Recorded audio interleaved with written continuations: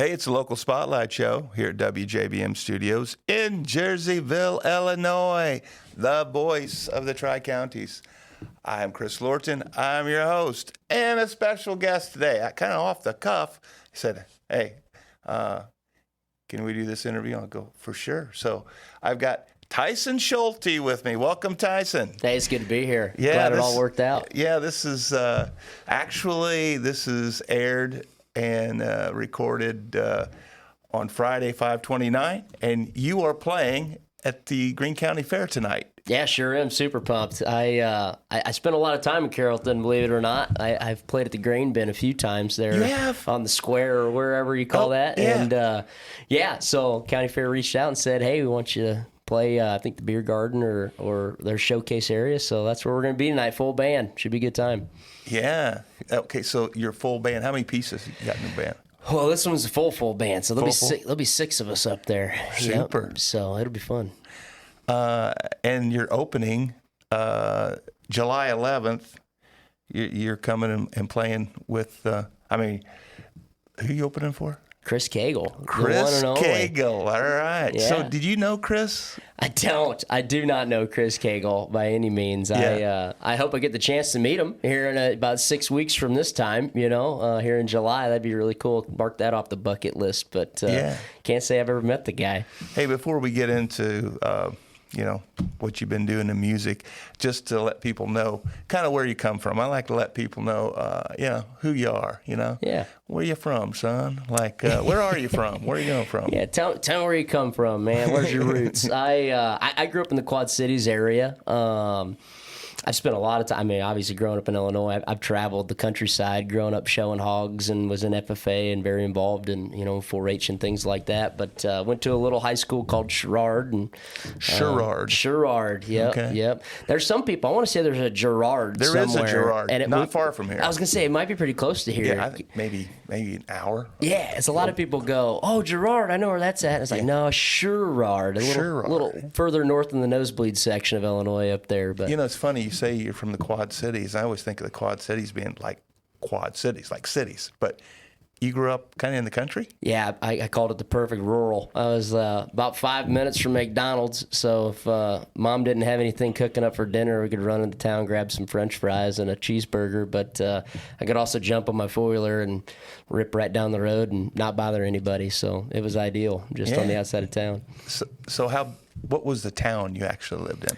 Milan, and I was probably a couple miles away from a Sherrard address, but it was technically Milan. Yep. Okay. Yep. And like the Sherrard High School, how big was the Sherrard High School? Yeah, it was a huge rural school. Oh, it was. Which those from, Jerseyville area can maybe relate. I want to say it's a pretty decent high school. I graduated with 120 people. It was 3 or 4 small high schools eventually came together and made Sherrard High School. And so, yeah, it was... so you had 120 in your graduating class? 120 people in a what you would, up there we'd call a small rural school, because Moline graduates like 800. So, right. Yeah. So you were into showing, into ag. Yep. And where'd you go to college? Yeah, so before I went to college, I actually deferred a year. I was a state officer for the Illinois FFA. I was a state treasurer. Spent a year doing that. Actually spent a week doing chapter visits here in Jersey County and the neighboring counties as well. But after that was done, I went to Lakeland College in Mattoon, just a hop, skip, and a jump away. Actually went to school with some folks from this area. Sure, you did, and, I'm sure. Kind of how we linked up here is a mutual contact that I went to college with. Met that gentleman in school. But who's that? Tom Kerback. Oh, yeah. Okay.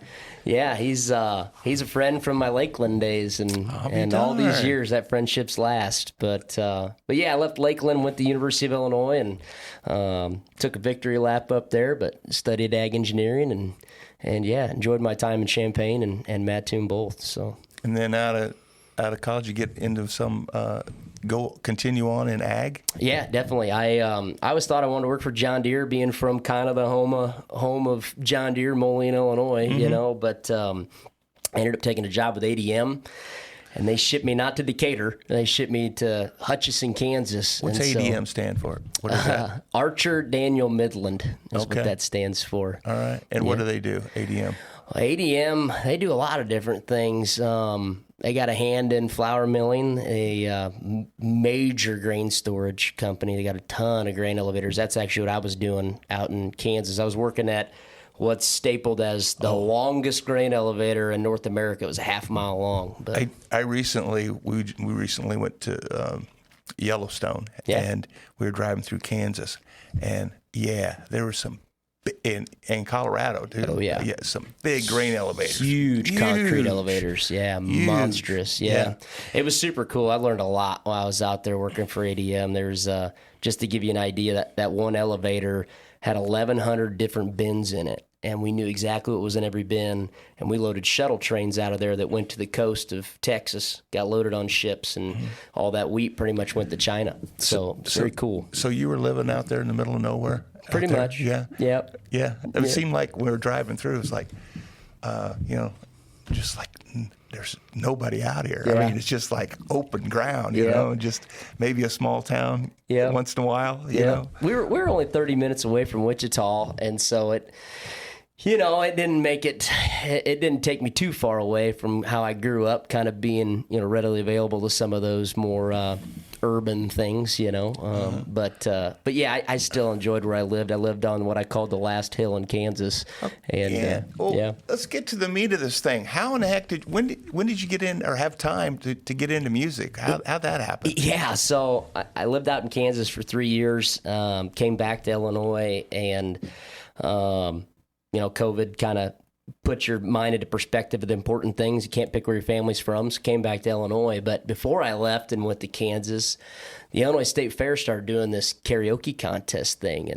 And when I was at Lakeland, and, some of my friends would tell you that I enjoyed singing at the local gatherings that we'd have. Yeah. And people would tell me, they go, "Hey, man, you got a good voice." You were a natural. Yeah. And so I started singing some karaoke, and some random strangers would come up and be like, "Hey, man, you can sing." And I was like, I don't know. So that's never happened to me. Yeah.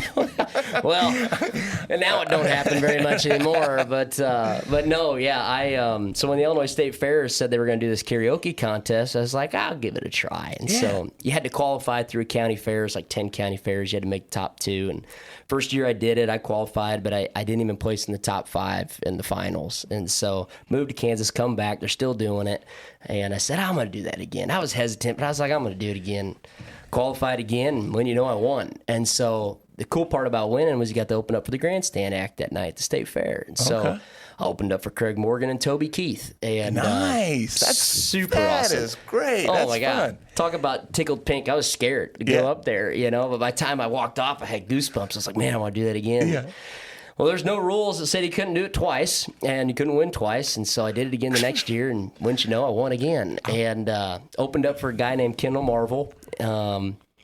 He helped write Right Where I Need to Be, made famous by Gary Allen, right? And so that's how I kind of know who he is. But the other ones everybody knows, Brooks and Dunn. So I got to open up for both those gentlemen, and I remember walking up the stage after winning it the second time, going to get a corn dog with my dad. Got to do that. You're at the state fair, need a corn dog. And I told him, I said, man, maybe I can do something with this. And so started pushing social media. And how old were you then? I was 20. Oh, man. I'm trying to remember if I was 27 or 28. It was 2022. So I would have been 4 years ago. So I'd have been 28 years old, I think. Yeah. So thank God for social media. I started to make some friends in the industry and started to figure out how this thing actually works. And I'm still learning. I ain't got a clue how the music industry works altogether, but we're figuring it out. We're navigating. Here we are. You know what? That's what's fun. Yeah. That's the same way with me in this radio station. Yeah. I didn't have a clue, but we're having fun. Yeah, absolutely. And just trying to keep people entertained and keep them informed, and Yep.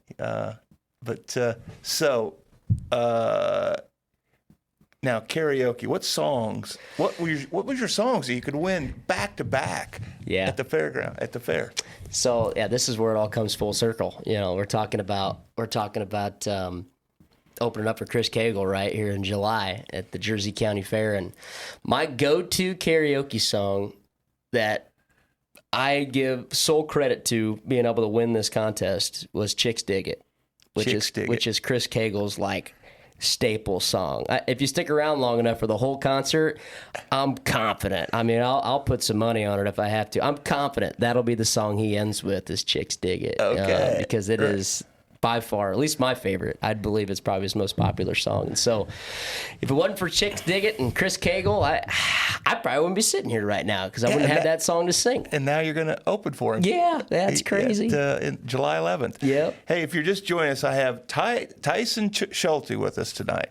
And he's got to play, or he got to sing and play, and got his band going at the Greene County Fair tonight, but going to be back on the 11th.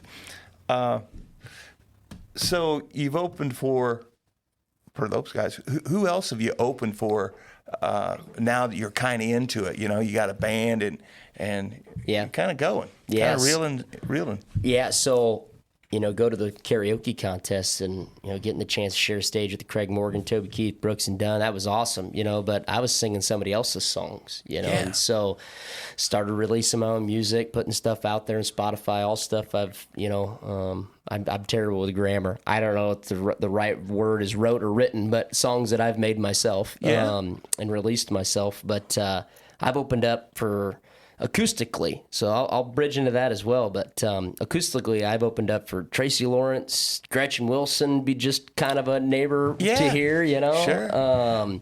Jake Owen, Uncle Cracker, David Nail, some pretty cool mainstream names, and then some up-and-comer guys like Logan Ryan Band. Man, he's one of my favorites out of Texas right now, super popular down there. But this year, getting a chance to share the stage with the band. This is the first year we're bringing the band out and starting to do some of the stuff with the band. So Chris Cagle will be the first time we really step on a big stage with the band. Not that we haven't played before, obviously we're playing tonight, but we'll open up for Jody Messina, a gentleman named John Langston, and although this one's acoustic, bringing it full circle again, I get a chance to open up for Craig Morgan again here in August. So super excited about that because last time I did it, it was from a karaoke contest. Now, when you open up, are you doing your own songs? Or are you doing covers? A little bit both, okay. So obviously I'm not a household name, but I like my original music, and I got fans out there, so I'll definitely play original music for all the folks that show up. But we like to throw in some of people's favorite covers, some of the ones that we enjoy the most. Yeah. Now, as far as writing songs, how many songs have you written since you kind of got into this? Yeah, so I just released my Ace song, and your Ace song? My eighth song, eighth that I've released. So it's got a word that's not approved on radio, so I won't necessarily say that word, but it's called "Here's the Weekend," and with an extra word in there. But nonetheless, that'd be the eighth one I dropped altogether, but I got 2 more recorded that'll be coming out, and I've got tons of music in the what do you want to say, in the bullpen, I guess, of songs I've written that reality is it costs money to record. So just trying to accrue the funds to be able to record more of these songs and get more of them in the hands of the folks who want to listen to them. You can record here. Yeah, we might have to do that. Yeah. I'll make you a heck of a deal. All right. Hey, don't tempt me with a good time. Now, when you record, do you use your band to record with? Actually, no. Okay. I've been going down to Nashville and sourcing some session guys and working with some producers down there. And most recent producer I use has been working with some pretty big up-and-coming names in the industry. And it's kind of crazy how small it really, really gets when you start to get involved in it, of who's associated with who. But, it's kind of crazy. A lot of times, guys that I've talked to around here that are into music and been doing music for a long time, they started when they were young kids, right?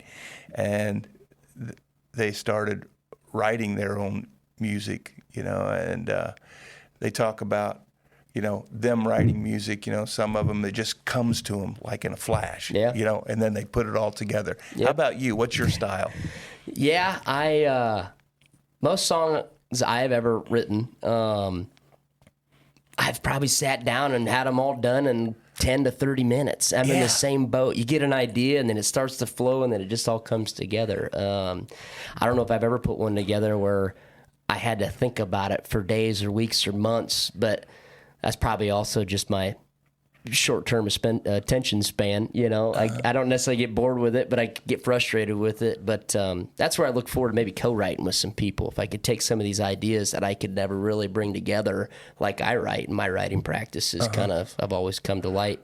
Maybe they can help me put these stories I'd like together. to introduce you to Rusty Groppel. He's a local guy, but he's a heck of a songwriter. Really? Yeah, and he's a great singer too, and entertainer. But he's a mail carrier, you Yeah. know, and he works every day, but he also's got a ton of songs he's written. Kind of comes from music, you know, Yeah. and he's a good one. And then John Evans. I don't know if Okay. you heard of John Evans. He's can't from say that. Carrollton. Okay. And he writes. He just put out an album. He said didn't know where to stop. Had 17 songs on his album. Yeah, that's quite a few. But him and Rusty, he wrote a few of them together. Yeah. There, but so when you are writing your songs, do you put the melody first or the words first?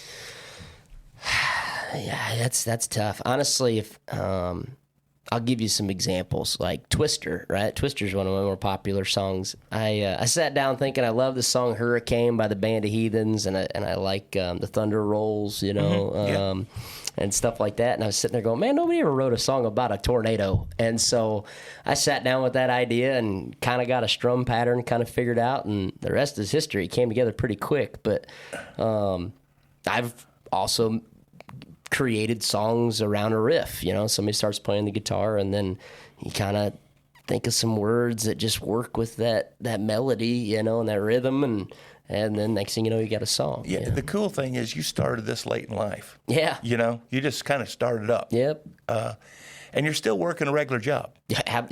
100%. 9 to 5 still keeps me from being able to just kind of up and run away. And So you're do this working full-time. 9 to 5, and at an elevator. Is that right? No, actually, I work for ConAgra. And so those that might not know much about ConAgra, I don't blame you, but you definitely know what they make. The plant that I work at, we make wishbone salad dressing, Miss Buttersworth syrup, and log cabin syrup, some other things. But ConAgra is known for, they make Slim Jim, they make snack packs, David Sunflower Seeds, banquet ready meals, Ready Whip, in the can, Blue Bonnet butter. They make all sorts of food, tons of food, massive food company. So what do you do at your job?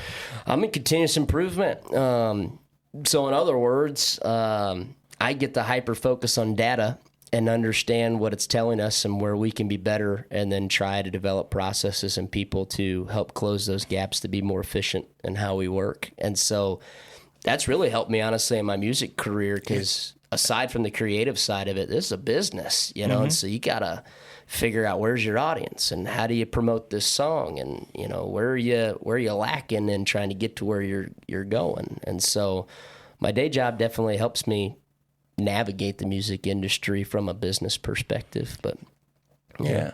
And you find enough time to play your music as well and record songs, and so you must be pretty busy. It is. How many hours do you put in a week? As far as like ConAgra, 40?